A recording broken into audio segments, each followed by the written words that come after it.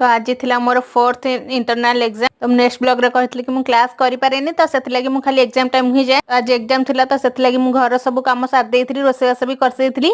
तो फटाफट मु कॉलेज पे बाहर पड़तली। एठी मो झियो भी मो संगे बाहर पड़ुची, काहे घरे के रही नांती तो ताको अंगनबाड़ी छाड़ देबी। तो सी भी खुशी होई बाहर पड़तला। तो आज टाइम पूर्व ही मोर जल्दी सर जाइतला। तो फाइनली मु कॉलेज रे पहुंच जाइतली। तो एठी मो फ्रेंड आ गोटे आसी नथिले तो तांको मु वेट करतली।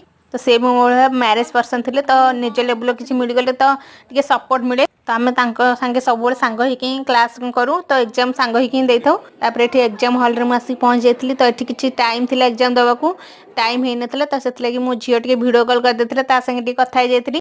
सेठ देखी बहुत खुशी हो जाइतिला, काहेकि आसला बेलू बहुत कांदुला, छाड़ नथिला। तो बाबा जेमती सेमती करके ताको रखी देथिले पाखरे। तो एठी टाइम भी हो जाइतिला, पेपर दे जाइतिला। तो एग्जाम स्टार्ट हो जाइतिला, फोन भी अलाउ नथिला, फोन में हम नै जाइतिले।